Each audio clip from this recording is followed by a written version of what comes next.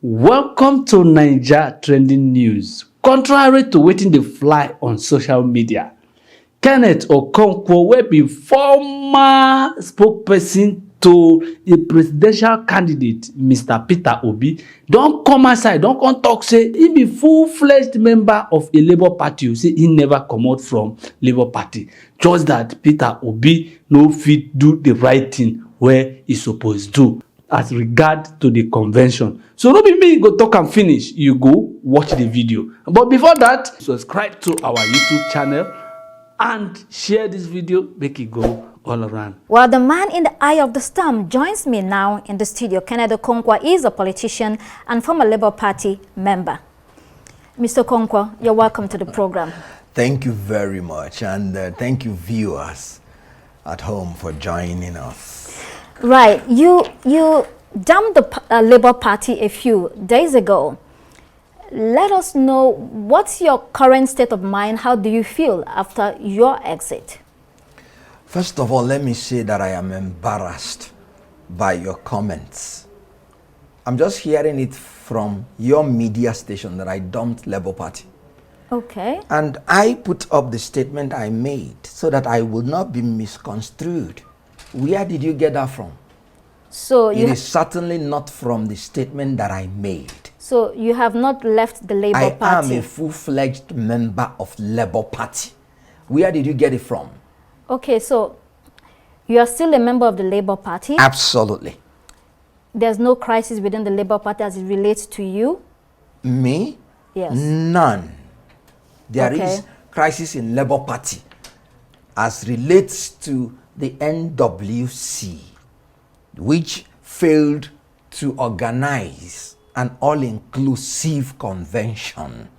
And I felt that the leader ought to have taken a decisive decision to ensure, having said that the convention should not hold, and they held it against his instructions, I felt he would have come down. Against whose instructions? Peter Obi's instruction. Right. He publicly declared the convention should not hold. Abure, you have to organize an all-inclusive convention in line with the agreement you made in the past and in agreement with the judgment of a court. Abure failed.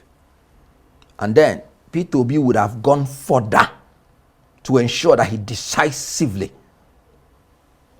dealt with the Abure issue, having disobeyed him. And then he didn't. And that was why the crisis continued to fester. What I said in my statement is that I'm a Labour Party member and I'm going to stay to consolidate Labour Party.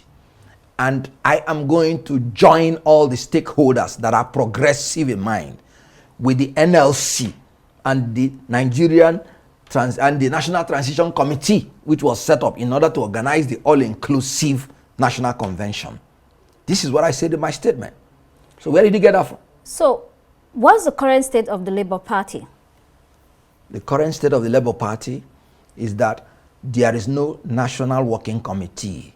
The National Executive Committee and all the organs of the party, especially the critical stakeholder, which is NLC, because Labour Party is the party for the Nigerian workers. They founded Labour Party.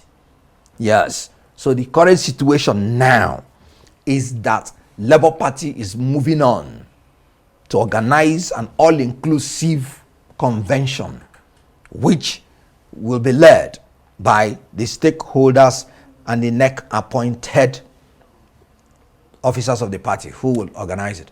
Okay, so in the media a couple of days ago, yes, specifically on the 28th of July, there were stories that you left the party.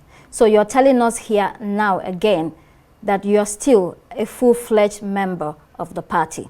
I am telling you that it's fake news. Right. Because and you see, that is the whole idea of my uploading my statement on the social media. That was why I'm asking you, where did you get it from? Because the whole idea of uploading it is so that everybody can read it. Is it true that when you want to hide anything from a Nigerian, you put it in a book? No. Arise should have done better. So yes, I heard it in Arise News. No. Yes, yeah, I heard it in Arise News, yes, and I was embarrassed. Right. So Arise News can do well by retracting that statement. So your statement is Yes. on the web everywhere. Everywhere. And so the news story precedes Yes. the statement here, and that's where the information comes from. So you're clarifying again that you're going to work with the Labour Party to make sure. consolidate it. Okay. So what is the issue with Mr. Peter Obi? Because Mr. Peter Obi also Yes. stated the other day, there were accusations when the story went out that, or some people described you as a mole in the party. And Mr. Peter Obi came out with a statement saying that no one, or requesting that no one should see you in that light because both of you are still comrades and brothers. How do you Absolutely. react to that? Good. Well, I read the mole story by one Obiora. We call him Obiora the Dullard because he is purporting to be the publicity secretary. And have you seen him being interviewed going to represent Labour Party? Even when the Apapa group was assaulting Labour Party, the same Obiora and Aburi was sending me to fight on their behalf.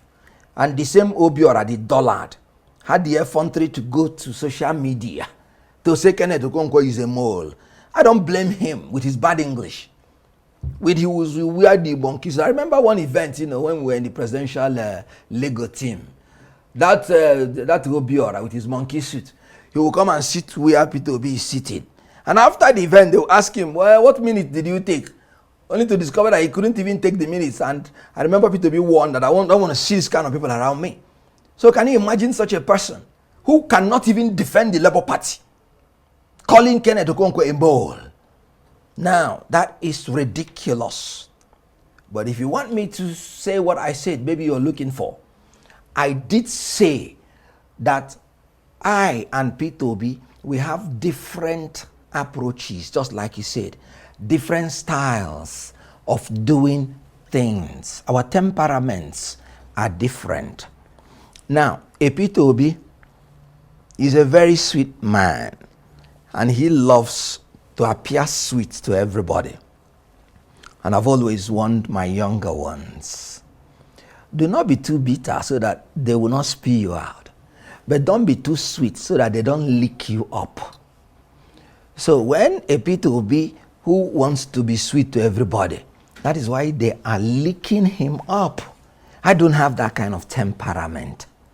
A Peter Obi's temperament is, my brother Ken, if he na-ekwu eziokwu mana, my brother Ken, what you're saying is true, but let us take it easy. But Kenneth Okonkwo's temperament is kami felege modogu if he keme. So do you still see... So you see, there is a difference in temperament. Right. Okay. With that, because you're apparently Yes. disappointed with the party, the way things are going. So Absolutely. do you still see Mr. Peter Obi Yes. as the leader of the party? Well, this is not a parliamentary system. This is a presidential system. So the party has, a leadership. Yes. But do you still see him as having the capabilities to help the party build the momentum it had last year up onto 2027? So I want to understand where you are because, Good. yeah. No, yes. that's my concern. That is what I would have loved him to do. I would have loved the obedience, for instance, to be integrated into the party in order to solidify it. But he doesn't believe in that. He said obedience are not members of Labour Party. Now, I would have loved, because in Nigeria, and in 2027, you're going to face an incumbent. You need a broad-based, powerful political party so that even when you win, you'll be able to sustain your votes. I give you an example. When APC saw the majesty of PDP and saw that even as PDP is dysfunctional and bad, they knew that they needed a very powerful platform to win. 5 entities had to come together sacrificially. And I'm talking about the new PDP, AMPP, ACN, half faction of APGA, and CPC. They had to come together sacrificially to form a powerful alliance in order to overthrow an incumbent. Because in Nigeria, make no mistake about it, these people will rig election. And so it is not just about winning. But you have to secure your votes. Right. So my belief is that you have to build a strong political party. But he said in his own belief that he did not promise Nigerians to build a strong political party. He promised Nigerians to solve Nigerian problems. So I'm like, you cannot go to solving Nigerian problems without building a solid political party. What if members of the Obedient Movement would like to join the Labour Party in order to build this foundational strong party that you're talking about? Absolutely. So are you saying... That's what I'm saying. That is what should be done. That you cannot leave obedience to be amorphous. So is Mr. Obi giving obedience a direction that they must not join the party? No, his instruction is that Obedient Movement is not a political party, and they are not all members of Labour Party. And my own advice is that when we finished election, let us integrate everybody to come into and solidify Labour Party so that we will be a formidable force. So with this internal crisis, this discord, this disagreement, you have, your parting ways in terms of, the way forward with Mr. Peter Obi. Why are you still in Labour Party? Because it doesn't seem like you'll be able to get this together. Why are you still there? Will you be able to get what you want? First and foremost, I do not have any personal grievance or problem with my brother. I love him and I cherish him. You know what? I have never disagreed with him on anything personal. You know why? I have never made any personal request from him. And you know what? Since I was born, I have never lobbied for any political post. And I have never asked for any political money. When I was in APC, I was sponsoring APC. I was giving them money. I never asked for any political position. When I was in APC, I got a secretariat for them for my ward.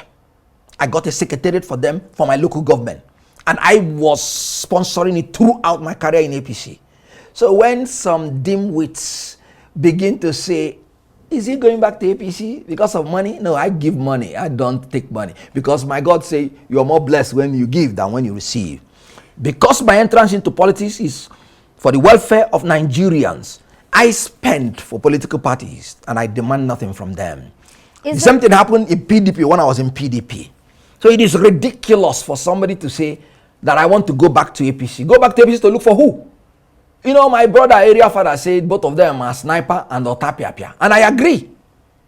How can you talk about a party that has inflicted and afflicted Nigeria with so much trouble, and somebody is contemplating on going back to APC to look for who? Right. So is the Labour Party finished as it is today? Labour Party is just beginning. Okay. It will be consolidated. It will. You know what? Labour Party is the party of the Nigerian workers. The NLC-TUC. You think you can defeat them in their party? So how is that going to happen? It looks like they're ready to fight. Okay. No, Peter Obi is not. He is an aspirant for political office.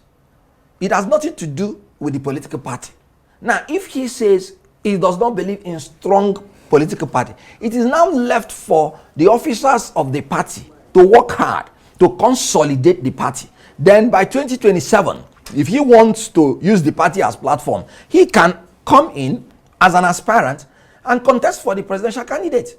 And he wins, he wins. But you know that without the Obedient Movement, yes, and other young Nigerians who were looking for a platform, to use in the 2023 election, yes, the Labour Party was literally dead. So if the Obedient Movement decides to leave the Labour Party, what is left? The momentum is gone. Well, first and foremost, I want to agree with you that my stand is that all of us should pull together and build a strong party. The Obedience should move into Labour Party, fortify it.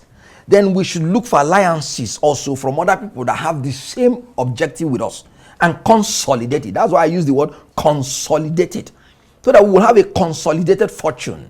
That is the only way you can win elections in Nigeria. There was a time there were discussions about merger. Where are we on that? If you have a strong political base, there's nothing wrong in merging. So there's no merger going on today with the Labour Party, that there are no talks anymore? No, talks, it has democracy. You know, talks will continue. But who want to talk with you when they don't know who your leadership is? That is why we have to decisively and quickly organize ourselves in Labour Party so that our executives will be known. Look at the disgrace that INEC just threw away Abure the other time, because they insulted INEC. Do you know what it means? INEC, with its paraphernalia, as busy as INEC is, within 1 month or thereabout, you change your venue more than 3 times, denying them of the notice from Umahia to Edo to, is it Asaba, to Oka, then to Newi backyard. And you're saying you conducted. It has an insult to INEC. So when Abure went to the INEC, when distinguished party members are meeting, he wanted to get crashed there. They didn't invite him. They threw him out. So is that the kind of disgrace that we want to, contain? And I wanted and expected my principal Bitobi to have taken that action so that we won't be subjected to that ridicule and that disgrace. And it was not happening. And so I believe that he's not as decisive as a man who wants to fight these kleptomaniacs. You know what Senator Lindume said? They are kakistocrats and kleptocrats. So we are being governed by the APC chief whip. Who knows better than myself? So we are governed by the worst set of men who are compulsive thieves. That is what kakistocracy and kleptocracy means. So if you want to fight these people, you don't have to be too sweet. They will lick you up. I am looking for a Faye of Senegal. I am looking for an MKO, because they will steal your mandate. And you have to fight for your mandate. If these people have the zeal, people who steal mandate, if they have this zeal to fight for it, to grab it at all costs, to snatch it and run away with it, you that have the victory that people worked for, you must have equal and superior zeal to snatch your mandate at all costs, to grab it, to fight for it, and to run away with it. It is your victory. And people who voted for you, you have to fight. If you don't want to fight, step down. You know what I want? Tinubu, Atiku, Pitobi, they should step aside. We need new people who will take over this mantle. If you don't want to fight these thieves, then you step aside. Time for calm down. It's over. So, when you look at the political landscape and what is going on, do you see 2027 is by the corner? That is exactly why I'm crying. Time flies. And screaming. Do you see anybody? You can calm down. You don't need to scream.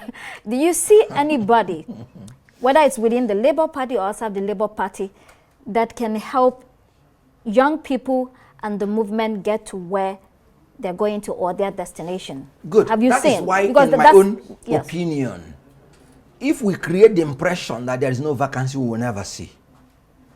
But when we create the impression that, look, Labour Party is for every Nigerian, leadership evolves, then such people can start evolving. And then we will see and choose the person who will win, and not only win, fight these thieves and fight them very well. Martin Luther King. Because why I said I don't want to speak anymore, I saw some people saying I am trying to push Obi to violence. Far from it. Martin Luther King got what he wanted, even after death. Was he violent? I'm talking about resistance. I'm talking about protest.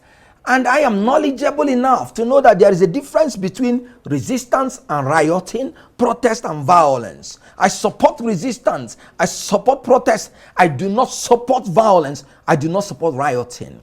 Let me tell you, when I was in the university, because we protested from the first year to the final year. That is why in my final year, in University of Nigeria, we graduated by November. Because of protest, we ought to have graduated by June. And we went to NYSC by the second batch, the whole University of Nigeria. When we were rioting before, when we riot, we destroy our properties. We discovered that when we destroy our properties, the government will not come to build it. So we now said, enough is enough. Nobody should destroy our properties, because we will be destroying our own welfare. We now made up our mind. No more destruction of properties. So I am appealing to Nigerians that protest is good, but when you destroy your properties, it is going to affect your welfare. During the NSAS process, I felt so bad when all those bosses were burnt, because it is still the common man that is going to, so they should do a targeted thing. You know why? If there is going to be pain, let the pain go round. Resistance means find a way of inflicting pain on your opponents. And I give you an example. When Martin Luther King was alive, when the blacks were subjected to the humiliation that no matter how small a white man is, a black person must stand up for the white man. You know what Martin Luther did? They boycotted all the transportation system and decided to trek to office. And you know what? After a while, the whole transportation system collapsed. The pain has to go round. We must have to find a way to make sure, without violence, that we inflict pain on the people that are inflicting pains on us. It just needs creativity. So that is my temperament. That is not the temperament of my boss. And that's why I say, I will not speak for him anymore. So that people do not misinterpret me, that I'm pushing him to do what is not in his nature. If his nature is calm down, then my nature is, like I said, when a man comes to your house and defecates in your house, what you do is to take a club and break his head. You know why?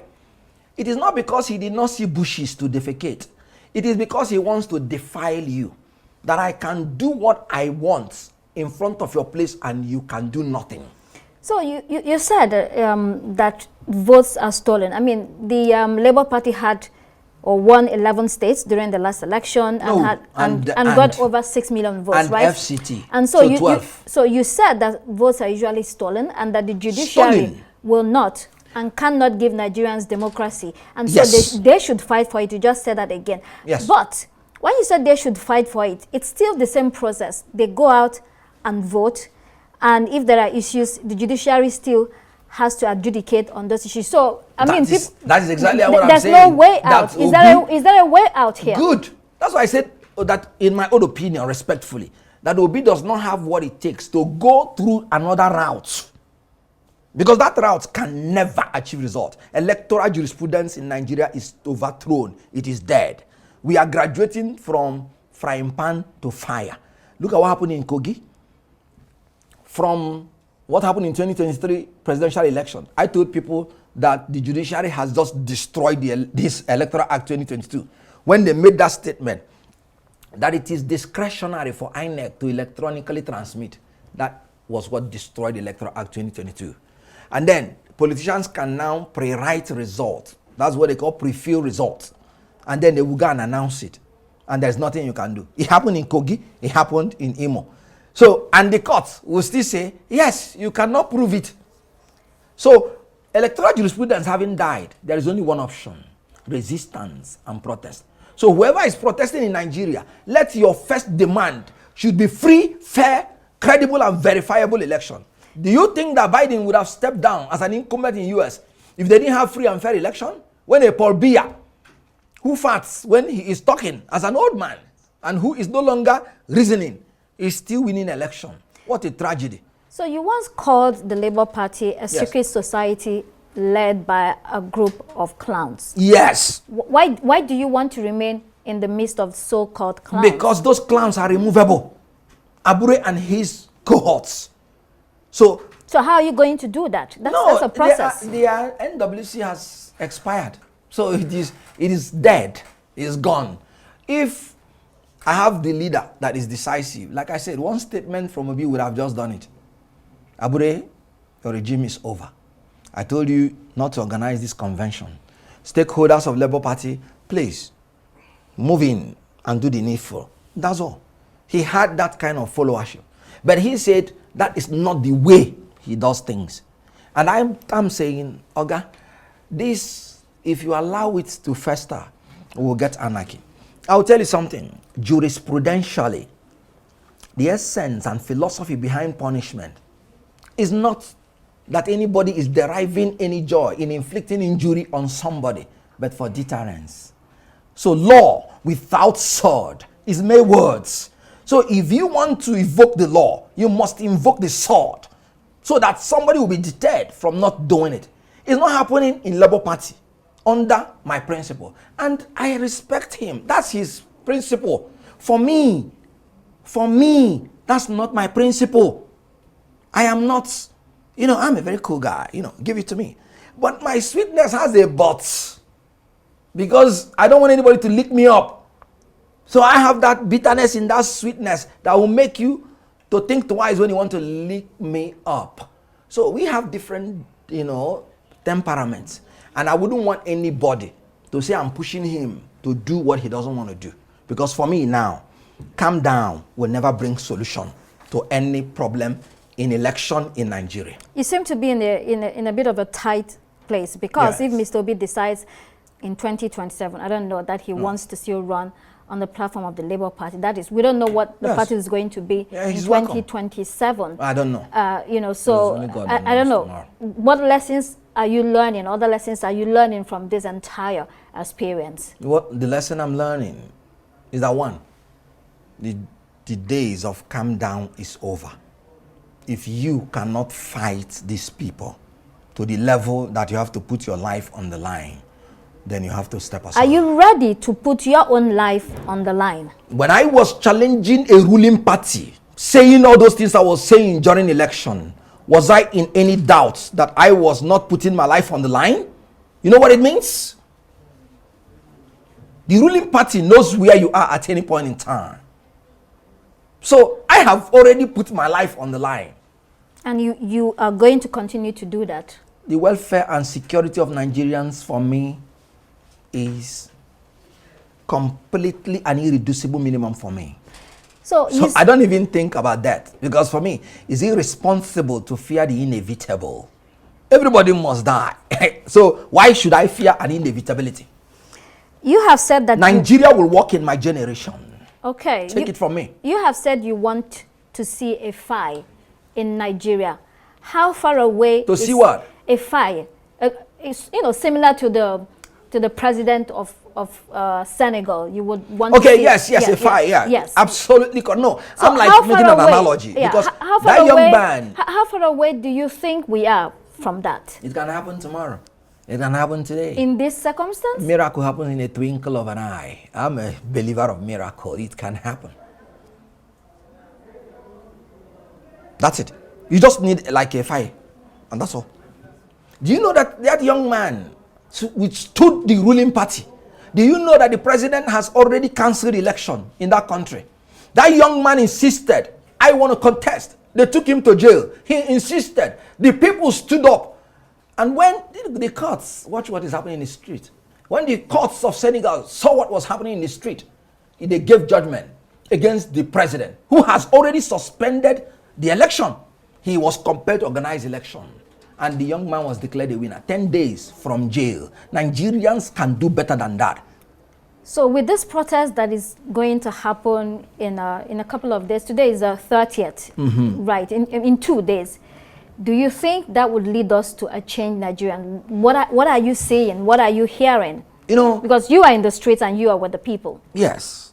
It's a protest against hunger, which is constitutionally protected by the combined effects of Section 39, 40, and 41 of the Constitution of the Federal Republic of Nigeria as amended. Freedom of expression. You're entitled to it without interference. Freedom of association with others. You're entitled to it without interference.